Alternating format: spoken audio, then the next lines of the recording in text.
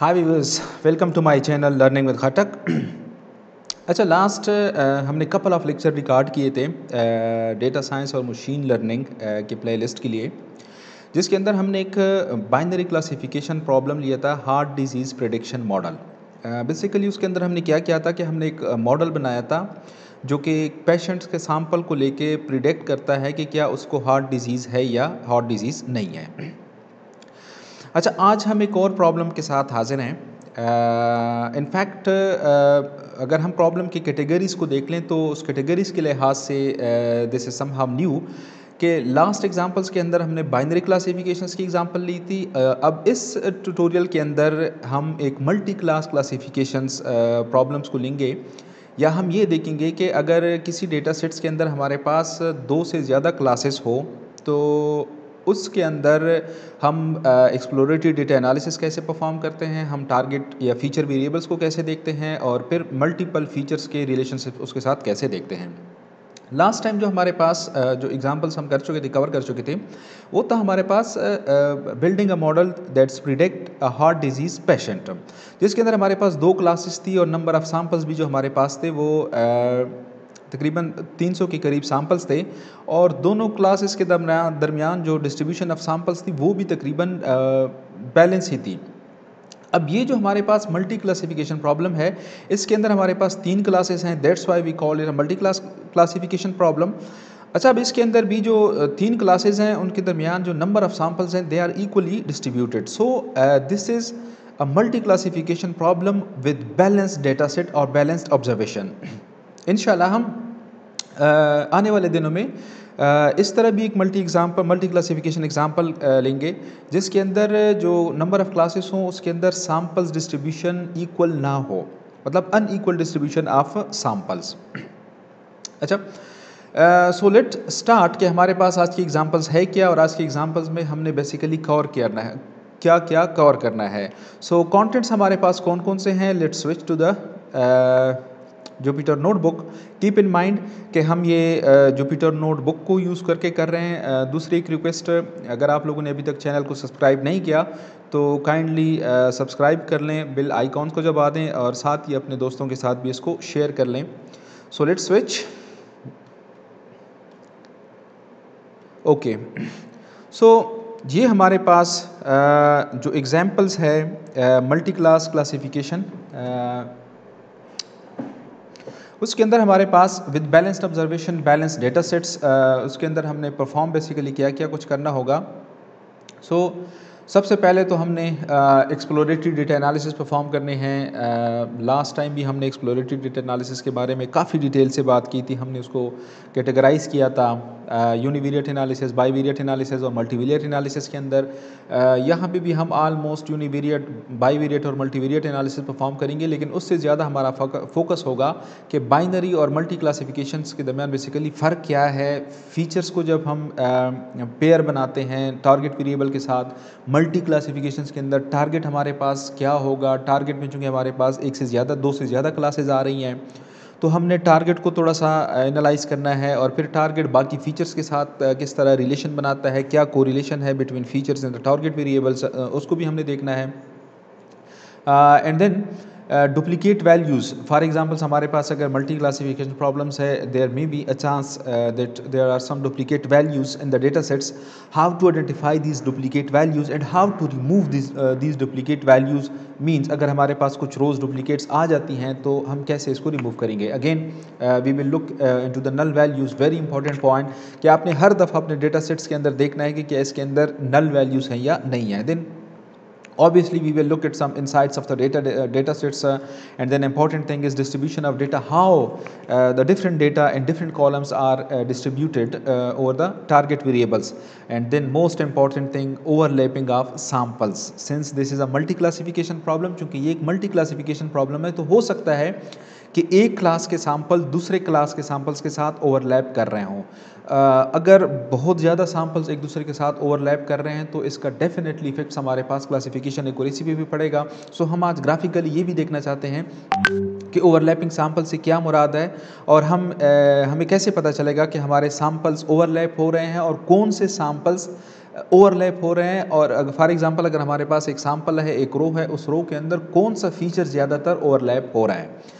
And then outlier identifications, बहुत सारे data sets के अंदर हमारे पास आउटलायर भी आ सकते हैं। आउटलायर का क्लासिफिकेशन, एक्यूरेसी या प्रिसिशन या क्लासीफाई या परफॉर्मेंस पे क्या इफेक्ट होता है, वो हम इंशाल्लाह किसी और सेपरेट लेक्चर्स के अंदर डिस्कस करेंगे।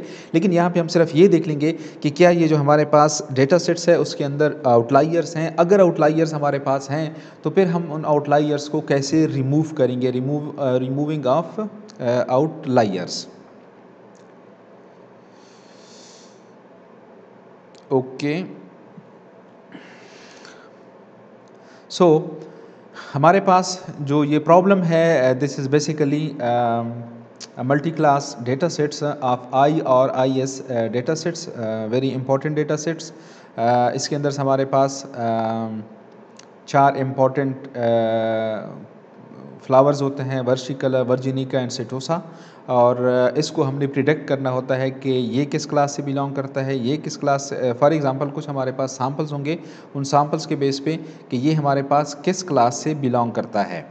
Okay, so let's import some libraries. ये वो लाइब्रेरीज़ हैं जो कि मैंने अपने इस कोड के अंदर या इस मॉडल के अंदर इंपोर्ट करने हैं। कोई ना कोई फंक्शंस मैं इनका यूज़ करता रहूँगा। So I am just going to run this code. Okay, the code is properly run. अच्छा, अब हमने ये देखना है, हमने डेटा सेट्स को लोड करना है। उस डेटा सेट्स के अंदर हमारे पास कौन सा डेटा सेट्स है, IRIS.CSV। अगर आपको ये डेटा सेट कहीं नहीं मिल रहा तो आप कमेंट सेक्शन में कमेंट भी कर दें, या आपको इजीली मिल जाएगा कैगल से या UCI से भी आपको मिल जाएगा। सो ये मैंने इस डेटा सेट्स के लिए अपने कुछ प्री डिफाइंड कॉलम्स नेम रखे हैं, और ये मैं इसको लोड कर रहा हूँ। और मेरे पास जो डेटा फ्रेम ऑब्जेक्ट है वो मैंने IRIS डेटा सेट्स बना लिया है। सो इसको मैं रन कर लेता हूँ। सो ये मुझे बता देता है कि प्रिंट IRIS डेटा शेप्स के इसके अंदर 150 सैम्पल्स हैं, और टोटल नंबर ऑफ़ फीचर्स जो हैं वो मेरे पास क्या हैं, 5 हैं। Now look at the few observation. अब अगर मैं कुछ ऑब्जर्वेशन इसके अंदर देखना चाहता हूँ कि मेरे पास कौन कौन से इसके अंदर किस तरह का जो डेटा है मेरे पास वो किस किस्म का मेरे पास होगा। So okay, just print IRIS dataset dot head, or first 3 columns just I want to show the first 3 columns. So these are the 3 columns. Look at this, एक column, दूसरा, third one, fourth, and then fifth one. So there are 5 columns and 150 rows observations are inside the data set sum, and these are the columns name which I defined in while importing the data set sum. data sets को जब मैं import कर रहा था तो मैंने user defined columns के name भी यहाँ पे दिए। ओके, अब फॉर एग्जांपल मैं अगर देखना ये चाहता हूँ कि मेरे पास हर क्लास के अंदर कितने सैम्पल्स हैं, मेरे पास कितने सैम्पल्स हैं। So just look at this. So ये मेरे पास देख लें, वर्शी कलर्स के अंदर मेरे पास जो सैम्पल्स हैं वो मेरे पास हैं 50, और सिटोसा के अंदर भी मेरे पास यस 50 एंड 50। ओके, देन उसके बाद मैं ये देखना चाहता हूँ to check the null values in the column कि क्या कॉलम्स के अंदर मेरे पास कुछ नल वैल्यूज़ हैं या नहीं है। नल वैल्यूज़ के अंदर नल वैल्यूज़ के अंदर अगेन मेरे पास जो फंक्शंस मैंने यूज़ करना है दैट इज़ इन्फो फंक्शन। इसको अगर मैं सिंपली रन कर लेता हूँ तो ये मुझे ये बता रहा है कि जी आपके पास simple length 150, 150, 150 and there is no null values. Luckily खुशकिस्मती से हमारे पास कोई नल वैल्यूज़ हमारे पास नहीं है। ओके, अब अगर मैं अपने कॉलम्स के डेटा सेट्स को देखना चाहता हूँ कि मेरे पास इस डेटा सेट्स के जो कॉलम्स हैं वो किस डेटा टाइप्स के हैं। सो if I simply run data set dot D types, तो ये मुझे बता रहा है कि आपके पास जो पहले 4 कॉलम्स हैं वो फ्लोटिंग पॉइंट्स हैं और एक आपके पास है ऑब्जेक्ट। ऑब्वियसली उसके अंदर हमारे पास फ़िलहाल कैटेगोरिकल वैल्यूज़ हैं। ओके, अब कुछ स्टेटिस्टिकल्स एनालिसिस, स्टेटिस्टिकल इंसाइट्स हम देखना चाहते हैं कि हमारे पास डेटा सेट्स के अंदर उसके डिफरेंट फीचर्स, कॉलम्स एट्सेट्रा, ये हम देखना चाहते हैं। सो ये मैंने अब कर दिया डिस्क्राइब इंक्लूड ऑल। अगर इसको मैं देखना चाहता हूँ कि जो मेरे पास सारे फीचर्स हैं वो मेरे पास यहाँ पे आ गए, कि अगर किसी जगह पे हमारे पास नल वैल्यूज़ हैं तो वो भी मुझे डिस्प्ले करवा देगा। Count, unique, top frequency, mean, standard deviation and so on. Okay, so इसी तरह अगर मैं न्यूमेरिकल कॉलम्स जो मेरे पास हैं उन न्यूमेरिकल्स कॉलम्स के लिए अगर मैं सिंपली देखना चाहता हूँ तो उसके लिए मेरे पास है डॉट सिंपली डिस्क्राइब कॉलम है, लेकिन वहाँ पे मैंने ऑल लिखा था पैरेंथेसिस के अंदर, यहाँ पे मैं ऑल नहीं लिखता। सो इसको अगर मैं रन कर लेता हूँ तो ये मेरे पास जो न्यूमेरिकल वैल्यूज़ हैं ये न्यूमेरिकल वैल्यूज़ के लिए आ गया। यहाँ पे फ़र्क क्या है कि यहाँ पे मेरे पास जो कैटेगोरिकल वैल्यूज़ भी है तो उसके लिए भी साथ था, और उसके लिए हम मेथड क्या यूज़ करते हैं, इंक्लूड ऑल। जबकि यहाँ पे हमारे पास अगर हमने सिर्फ न्यूमेरिकल कॉलम्स के लिए करना है तो जस्ट डिस्क्राइब, तो ये मेरे पास इसका कुछ स्टेटिस्टिकल डेटा भी आ गया। ओके, नाउ अगर मैं इसकी कुछ देखना चाहता हूँ कि मेरे पास डुप्लीकेट वैल्यूज़ हैं या नहीं है, so how that will be possible, dot duplicate dot sum, let me run this. तो ये मुझे कह रहा है कि 3 रोज़ ऐसी हैं या 3 वैल्यूज़ ऐसी हैं जो आपके पास क्या शो कर रही हैं, जो कि आपके पास डुप्लीकेट्स आ रही हैं। अब डुप्लीकेट्स मेरे पास कौन कौन सी वैल्यूज़ हैं या कौन कौन सी रोज़ हैं, so let me show it. So ये मेरे पास इफ़ आई रन दिस, ये मेरे पास कुछ डुप्लीकेट रोज़ आ रही हैं। You can check this in the data set. Even there are 3 duplicates in our data sets but removing them might break the balance of our data sets. अब अगर मैं ये डुप्लीकेट रोज़ हटा देता हूँ तो ऑब्वियसली जो डेटा सेट मेरे पास बैलेंस फॉर्म के अंदर है, हर क्लास के अंदर 50 सैम्पल्स हैं, अगर मैं किसी एक क्लास से कुछ सैम्पल्स हटा देता हूँ तो ऑब्वियसली ये मेरे साथ क्या ये मेरे डेटा सेट को अनबैलेंस कर देगा, और फिलहाल हम अनबैलेंस डेटा सेट्स पे बात नहीं करना चाहते। सो दैट्स वाई मैं इसको एज इट इज़ रहने देता हूँ। सो फिर इसके बाद मैंने ये चेक करना है कि क्या मेरे पास मिसिंग वैल्यूज़ है या नहीं है। आल दो कि ये मैंने इन्फो फंक्शंस के थ्रू चेक किया हुआ था, लेकिन अब मैं थोड़ा सा इसको मज़ीद क्लेरिफाई करना चाहता हूँ कि सेपल लेंथ के अंदर भी मेरे पास जो नल वैल्यूज़ है वो मेरे पास कुछ नहीं है, इसी तरह सेपल विड्थ के अंदर, इसी तरह पेटल लेंथ के अंदर and so on. Okay, now मुझे ये भी पता चल गया यहाँ तक कि मेरे पास जो नंबर ऑफ़ फीचर्स हैं वो टोटल मेरे पास 5 फीचर्स हैं, और जो मेरा फीचर्स ऑफ इंटरेस्ट है, जो मेरा टारगेट वेरिएबल है, वो मेरा क्या होगा, वो मेरा फीचर ऑफ इंटरेस्ट होगा। अब मैंने ये देखना है कि जो मेरा फीचर ऑफ इंटरेस्ट है, how this look like. So if I run this, तो ये मुझे ये बता रहा है, उसकी सैम्पल डिस्ट्रीब्यूशन बता रहा है क्लासेस के अंदर, ये स्पीसीज काउंट, और ये मेरे पास नंबर ऑफ़ क्लासेस हैं सिटोसा, वर्शी कलर और वर्जिनिका, जिसके अंदर मेरे पास क्या हैं 50-50 सैम्पल्स।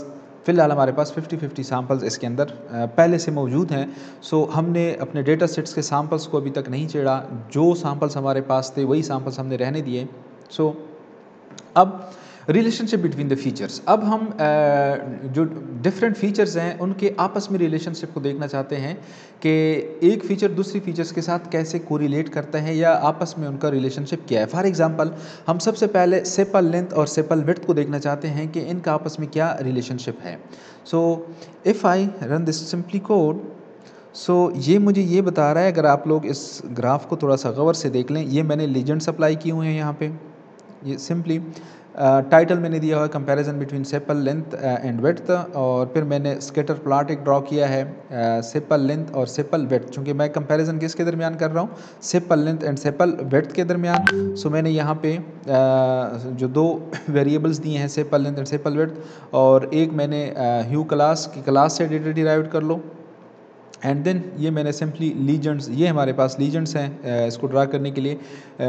किसी एक लेक्चर्स के अंदर हम डिफरेंट जो ग्राफ्स हैं एक प्रॉपरली एक विजुअल ग्राफ्स हम कैसे जनरेट कर सकते हैं, उसके अंदर क्या कुछ होगा, सो ये हम इंशाल्लाह किसी और लेक्चर्स के अंदर डिटेल से देख लेंगे। सो यहाँ पे अगर आप लोग देख लें तो ये हमारे पास ग्राफ है और इसके अंदर अगर आप लोग देख लें 3 डिफरेंट किस्म्स के आपको डॉट नज़र आ रहे हैं। सो ये जो ब्लू है हमारे पास ये सिटोसा कलर है, और जो ग्रीन है ये हमारे पास वर्जिनी का कलर है, and the third one is versicolor. So इसके हमारे पास इंटरप्रिटेशंस क्या है? इंटरप्रिटेशंस हमारे पास ये है, स्पेसिस सिटोसा है smaller sepal length but larger sepal weights. अगर हम यहाँ पे इसको देख लें, जो सिटोसा है उसका सेपल लेंथ छोटा है और जो सेपल वेड्थ है वो हमारे पास इसका बड़ा है। सो अगर हम सबसे पहले इसमें सिटोसा देख लें, सो ये हमारे पास सिटोसा है जो कि हमें ब्लू कलर है। इसको अगर आप लोग देख लें तो इसका जो सेपल लेंथ है वो यहाँ से देख लें, यहाँ से स्टार्ट है और यहाँ पे इसका लेंथ जो है ना वो ख़त्म हो रहा है। लेकिन इसका जो विड्थ है वो 3 से स्टार्ट है और ये 4.5 से ऊपर जा रहा है। Similarly Versicolor species lies in the middle of the other two species in terms of sepal length and sepal width। अगर हम वर्शिकलर्स को देख लें, सो वर्शिकलर हमारे पास ये कलर है। अगर इसको हम देख लें तो ये हमारे पास, लुक एट दिस, ये हमारे पास lies between the twos and so on. Species virginica has larger species length but smaller. So ये आप लोग इस ग्राफ को थोड़ा सा खुद देख लें। सिमिलरली अगर आप लोग कंपेयर पेटल लेंथ और पेटल विड्थ को कंपेयर करना चाहते हैं तो हाउ दैट विल बी। सो इसको अगर मैं सिंपली, वही ग्राफ है, जस्ट मैंने पेटल लेंथ और पेटल विड्थ को इजाफा किया है। सो इसको अगर मैं रन कर लूँ तो ये अब मुझे ये बता रहा है पेटल लेंथ। अगर आप लोग ऊपर ग्राफ को देख लें तो वो मुझे बता रहा है सेपल लेंथ के अकॉर्डिंगली, और ये मुझे मैंने परफॉर्म किया पेटल विड्थ के हिसाब से। अब अगर इसकी इंटरप्रिटेशंस हम देख लें, स्पीसीज सिटोसा है smaller petal length and width. Again setosa को अगर हम देख लें तो ये मेरे पास सिटोसा है और ये मेरे पास ये स्मॉल लेंथ भी स्मॉल और विड्थ भी स्मॉल। सो यहाँ पे अगर देख लें ये हमारे पास लेंथ और ये हमारे पास क्या है, विड्थ। सिमिलरली जो हमारे पास वर्शी कलर है वो भी हमारे पास मिडल में है। Versicolor lies in the middle of the other two species in term of petal length, and species virginica has the largest of petal length and width. इसी तरह अगर हम वर्जिनिका को देख लें तो ये हमारे पास वर्जिनिका है, इसका देख लें तो सबसे ज़्यादा यहाँ से इसका देख लें तकरीबन 4 से इसका लेंथ शुरू हो रहा है 7 तक, और इसका जो विड्थ है वो भी तकरीबन 15 से लेकर 25 तक इसकी वैल्यूज़ जा रही हैं। सो ये हमारे पास लेंथ के हिसाब से था, सेपल लेंथ के हिसाब से हमारे पास इसके जो रिलेशनशिप्स थे। सिमिलरली जो पेटल विड्थ के हिसाब से था वो हमारे पास ये था। Okay, interpretation of the graph, ये हमारे पास ग्राफ की इंटरप्रिटेशन थी। So feature relationship of in terms of multivariate analysis. So ये हमारे पास थोड़ा सा इंपॉर्टेंट और इंटरेस्टिंग टॉपिक है जिसके अंदर हम क्या करना चाहते हैं कि मोर देन 2 फीचर्स। फॉर एग्जांपल ऊपर दोनों ग्राफ के अंदर हमने सेपल लेंथ और सेपल विड्थ के रिलेशनशिप को देख लिया। सेकंड ग्राफ के अंदर हमने पेटल लेंथ और पेटल विड्थ के रिलेशनशिप को देख लिया। अब यहाँ पे हम जो हमारे पास हमारा टारगेट वेरिएबल है, जो टारगेट क्लास है विद रिस्पेक्ट सेपल लेंथ और sepal width with respect to target variable, means more than 2 variables, उनके दरमियान जो रिलेशनशिप होगा, जो को रिलेशनशिप होगा, उसको हम इंशाल्लाह ऑब्जर्व करेंगे अपने नेक्स्ट लेक्चर्स के अंदर। सो फॉर दिस टाइम आज के लेक्चर्स के लिए इतना ही काफ़ी। होपफुली हमने नेक्स्ट लेक्चर्स के अंदर हम मल्टीवेरिएट एनालिसिस परफॉर्म करेंगे एक मल्टी क्लास डेटा सेट के ऊपर कि किस तरह हम मल्टीवेरिएट एनालिसिस बाइनरी क्लासिफिकेशंस पे हम अप्लाई कर चुके, देख चुके हैं। अब हम अगर मल्टी क्लासिफिकेशंस पे इसको अप्लाई करना चाहते हैं तो हम multi variate analysis multi classifications पे कैसे अप्लाई करेंगे। So thank you very much.